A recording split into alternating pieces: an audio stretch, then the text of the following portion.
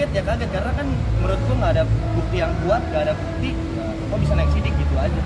Teman-teman media yang saya hormati, yang saya banggakan, yang saya cintai, alhamdulillah tadi lebih kurang 40 menit saya dan saudara Fadel Al-Fajar Bajide sudah di BAP, dimintai keterangan oleh penyelidik dari Subdit Paminal, pengamanan internal. Jadi polisi itu ada propam, terus ada subnya lagi Paminal, pembinaan atau pengamanan internal dari profesi pengamanan Polri. Yang ditanya apa saja yang kami sampaikan, yang akan kami sampaikan. Pertama kami katakan ada dugaan kekurang profesionalan penyidik dalam menangani perkara saudara Fajar Al-Fadil Bajide yang dilaporkan oleh saudari NM. Apa saja itu? Pertama, dasar hukum yang harus mengikat semua pihak, yaitu pasal 7 Undang-Undang Nomor 39 Tahun 99 tentang hak asasi manusia, yang isinya menjamin hak asasi manusia bagi setiap individu, termasuk hak terlapor, untuk diperlakukan secara adil dan tidak diskriminatif. Ini pembuka awal tapi substantif. Kemudian apa yang kami rasa keberatan dengan dugaan ketidakprofesionalan itu? Pertama, kami sudah mengajukan surat atau menyampaikan agar diperiksa saksi adik yang meringankan, termasuk memeriksa dokter yang sudah melakukan USG kepada LM alias Loli yang menyatakan negatif. Kami minta diperiksa, itu tanggal 4 Oktober sudah kami ajukan suratnya.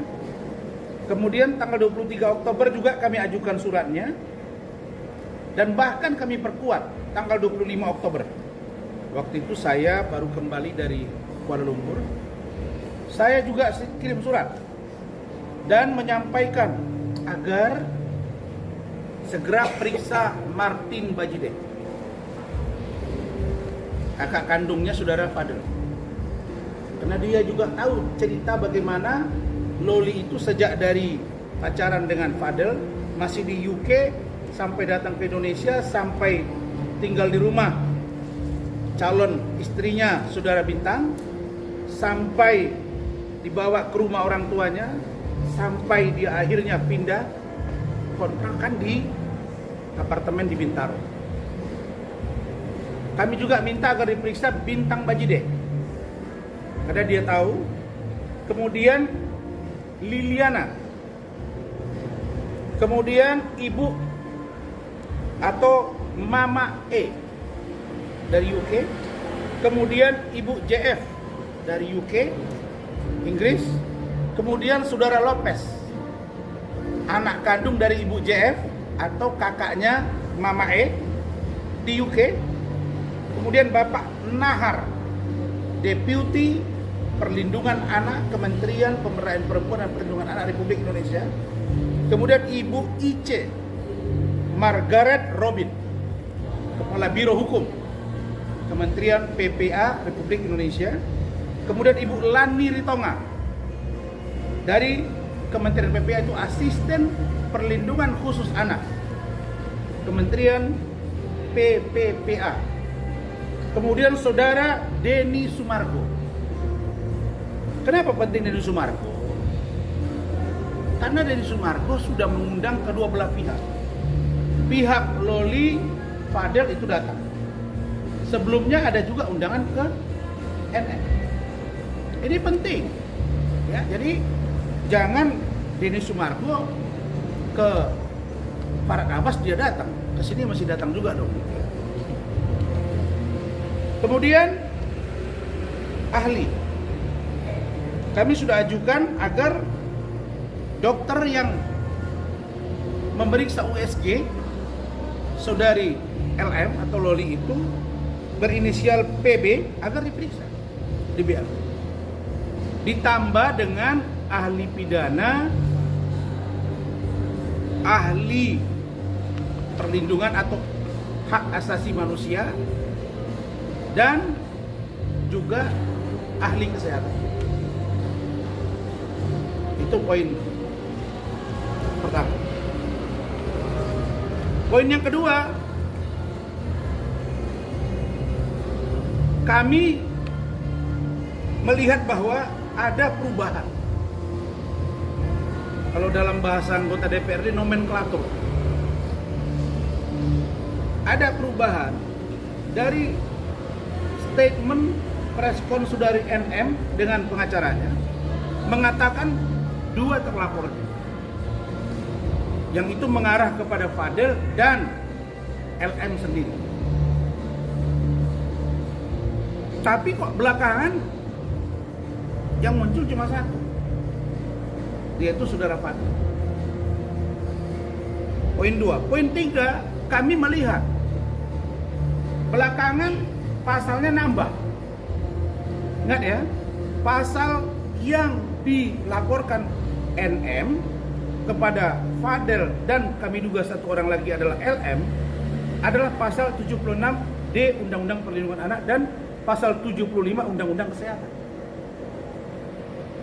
Tapi ketika dipanggil tahap klarifikasi, ini nambah pasal 76D junto pasal 81 Undang-Undang RI nomor 17/2016 tentang perubahan kedua atas Undang-Undang RI nomor 23/2002 tentang perlindungan anak, dan atau pasal 427 atau pasal 428 junto pasal 60 Undang-Undang RI nomor 17 tahun 2006 tentang kesehatan atau pasal 346 KUHP. Banyak banget. Ada apa ini? Baru periksa satu kali, klarifikasi, tapi panggilannya udah berubah-berubah. Nah, ini yang menimbulkan kecurigaan kami, apakah ini bahagian dari upaya kerjasama jahat yang kami duga dilakukan oleh pihak-pihak tertentu. Apalagi kami mencermati sejak kemarin, belakangan ini sudah jarang saya lihat, hampir tiap hari pengacaranya ada di sana. Saya nggak tahu, saya susah membedakan yang mana kasih humas, yang mana pengacara. Kemudian kami minta agar gelar perkara khusus segera dilakukan. Surat kami ke Propam sudah kami sampaikan, ke Wasidik, Kabak Wasidik Polda Metro Jaya sudah kami sampaikan, dan kami minta agar Bid Propam untuk mengatensi agar dilakukan gelar perkara khusus. Kenapa? Karena kami penting. Sampai hari ini kami belum lihat bahwa saudari NM dengan Loli belum pernah duduk bersama bicara. Apakah mereka sudah baik hubungannya atau masih seperti dulu? Ini perlu kami tahu. Karena itu kami minta Propam beri ruang agar kami juga bisa bertemu. Bukan mau mempengaruhi LM, bukan mempengaruhi Loli, bukan. Kita mau tahu. Kenapa? Karena kami meragukan keterangan dari NM yang katanya Loli itu menyesal berhubungan dengan Fadel. Begitu Pak ya? Kami meragukan itu karena Fadel tidak percaya dengan itu. Nah, nanti biar dijelaskan Fadel. Kemudian ketika kita menerima panggilan klarifikasi, itu hanya waktunya 2 hari. Rabu diterima, Jumat diperiksa. Untungnya beliau ini waktu itu masih kurang sehat, dan tim saya masih bekerja karena ngurusi pasal-pasal itu, sehingga kita minta tunda 1 minggu. Kemudian kalaulah yang dilaporkan itu adalah aborsi, salah satu poinnya adalah aborsi, maka pertanyaannya, yang aborsi siapa? Pasti perempuan. Pertanyaannya, Loli perempuan atau laki-laki? Kan nggak mungkin yang aborsi si Fadel, dia laki-laki. Jadi beberapa poin ini membuat kami bertambah ragu, apalagi langsung naik sidik. Kita bukan keberatan ini naik sidik, bukan. Itu hak dari mereka. Tapi kita berhak juga untuk mengoreksi mereka. Saya sudah katakan bahwa naik sidik belum tentu tidak bisa SP3. Jadi itu, bentar. Maka kami minta agar lakukan gelar perkara khusus dan konfrontir sampai Loli ada bersama kita duduk dan biarkan Loli yang berbicara, karena saya sampai hari ini belum melihat bahwa Loli sudah benar-benar menyatu dengan ibunya. Kira-kira begitu. Dan silakan, apa yang mau ditanya? Fadel, gimana respon Fadel soal yang sekarang katanya sudah kecewa sama Fadel dan keluarga karena udah dibela-belain, ternyata pas Loli lagi diamankan Dari siapa ini? malah seperti itu. Ngomong siapa? Siapa yang ngomong? NM. Ada. Siapa? Memujang Loli. Oh. NM kan ngomong NM kan? Ibunya yang ngomong kan? Kencengannya Fadel, Ibunya yang ngomong kan? Iya, respon Fadel gimana Fadel? Ya tunggu anaknya keluar aja, si Lolinya keluar. Masuk seperti itu. Jadi Fadel nggak percaya kalau Loli bicara seperti itu. Bikin nggak percaya. Sampai kapanpun gua nggak percaya. Nggak respon. Yang bikin kamu nggak percaya itu keluar dari mulut. Ada gua punya pribadi sendiri ya, deep talk sering sama Loli, nggak bisa gua ceritain ke kalian pastinya. Karena kalau diceritain lagi nanti dibilang gua brainwash. Kalau diceritain lagi nanti gua gimana. Sekarang pakai logika aja.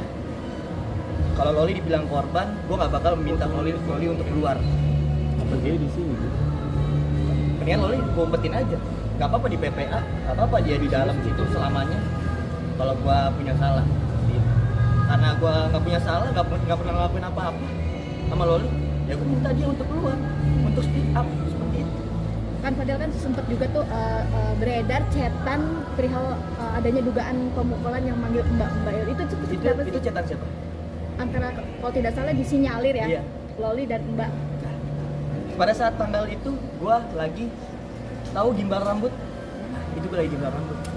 Pada saat Ada itu. buktinya nggak Fadel? Ada buktinya, nanti gua kasih semua ke penyidik. Nanti gua kasih semua kalau misalnya butuh dari pihak kepolisian atau butuh dari pihak dari ibunya yang menyatakan gua aborsi, pemukulan, hamilin, gua bakal kasih semua buktinya.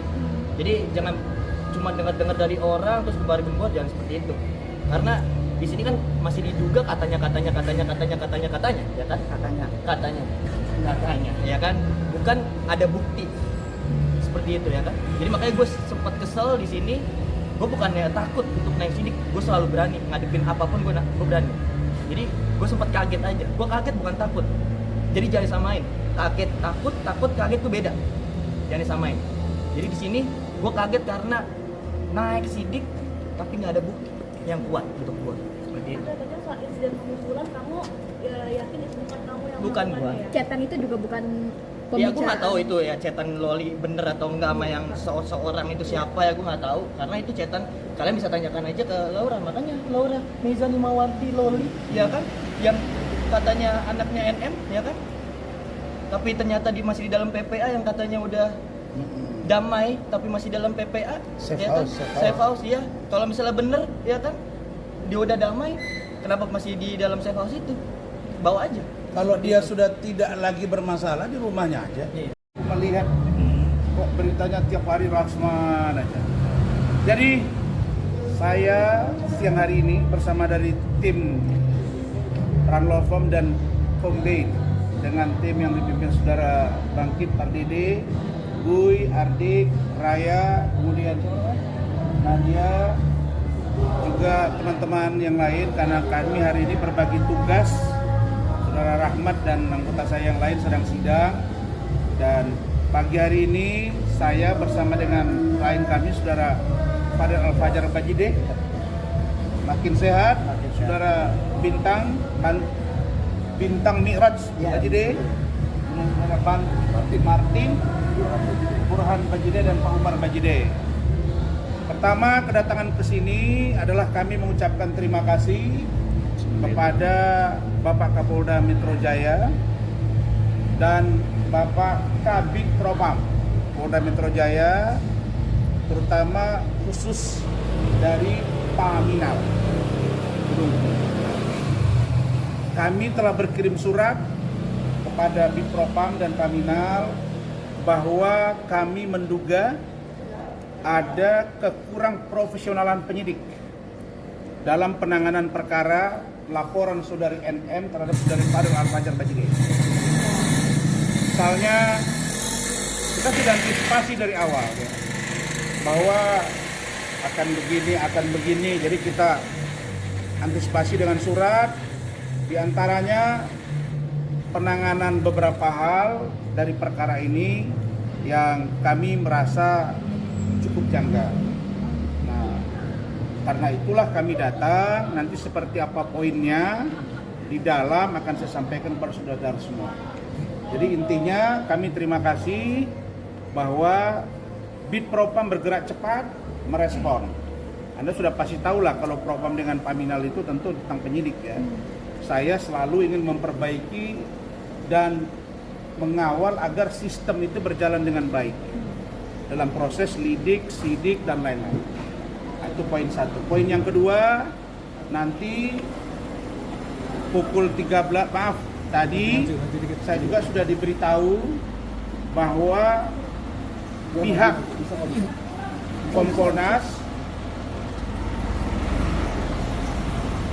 Kompolnas sudah merespon surat kami, langsung ditandatangani oleh Bapak Beni Mamoto. Dan surat itu menurut keterangan yang kami baca sudah disampaikan ke Bapak Kapolri. Jadi terhadap kasus Fadel ini begitu kami surati, alhamdulillah direspon dan kita terima kasih. Jadi Kompolnas sudah atensi, Propam, Paminal sudah atensi, dan kami juga sudah mendapat surat dari DPR RI Komisi 3 terkait dengan kasus Fadel Al-Fajar Bajige. Jadi yang surat yang kami sampaikan ini, kami harapkan, kami minta Bapak Kapolres Metro Jakarta Selatan, Bapak Kombes Pol Adi Rahmat, Kasar Reskrim, Bapak AKBP Gogo Galesum, dan penyidik serta Kanit PPA untuk berhati-hati. Jangan karena cuapan di media seorang NM seolah-olah mampu menggiring opini dan menjadikan itu fakta hukum. Saya baru lihat orang pergi ke Mekah masih live tidak menggunakan hijab, pernah saya lihat sekali. Yang kedua, pulang dari Mekah terus katanya sholat tahajud mendoakan Rasman masuk penjara. Gimana ajaran agama Islam seperti itu? Rasulullah itu ketika mengembangkan ajaran Islam, dia itu tidak pernah berdoa untuk mencelakai orang. Doanya itu, ya Allah, bukakan pintu hatinya, berikan dia berkah, karomah, petunjuk. Bukan doakan Rasman masuk penjara, apalagi doanya nggak terkabul tuh. Nah, kenapa? Karena Allah tahu gitu, ini yang doa ini siapa. Oke, kemudian nanti pukul 13 WIB setelah dari sini saya juga akan menyambangi Polres Metro Jakarta Selatan terkait laporan saya terhadap saudari NM yang diduga melakukan pencemaran nama baik, fitnah atau ujaran kebencian. Itu saja. Bang, berarti hari ini ke sini adalah untuk memenuhi panggilan dari Propam garis miring Paminal Polda Metro. Terkait Surat kami yang kami ajukan tentang dugaan kami kekurang profesionalan penyidik dalam penanganan perkara laporan saudari NM terhadap Fadel Al-Fajar Bajige. apa yang merasa bagian diskriminasi? Nanti itu, saya Bang? sampaikan. Bang, kenapa mengajak ke Bajide sekeluarga nih, Bang? Karena dia harus menjelaskan fakta yang dia alami, yang dia ketahui. Lalu kami akan combine dengan apa yang kami punya datanya. Kita sesuaikan. Misalnya kita minta saksi datang, tiba-tiba udah naik sidik. Bukan berarti tidak bisa naik sidik, tapi tahapannya pakai dong. Nah, terus ada penggiringan opini. Soalnya kawan ini, si NM ini kan cuat-cuat terus. 1.000.000% masuk penjara, 1.000.000% akan baju oren. Nah, jadi kita nggak ada masalah dan dia masih nggak ada masalah. Fadel, gimana Ya. pada saat si Niki ngomong. Nanti. Tadi dulu bang, sekali Satu aja, statement Bang. aja. Soal Satu Feby. statement aja ya. Kita bilang kamu akan segera pakai baju oranye dijebloskan ke penjara gitu. Satu statement ya. Agak random Del. Ya, lihat aja nanti gimana air. Itu aja. Lihat aja nanti gimana air. Tapi masih optimis akan lolos dari ini ya Pak Del ya. Optimus Prime bukan optimis lagi. Padahal Ya. sempat kaget ya naik sidik. Kalau kaget ya kaget karena kan menurut gua nggak ada bukti yang kuat, nggak ada bukti. Kok bisa naik sidik gitu aja. Oke, cukup. Inilah mungkin yang bikin kamu akhirnya datang ke propam untuk bertanya. Iya betul. Gitu ya? Iya. Ya, oke.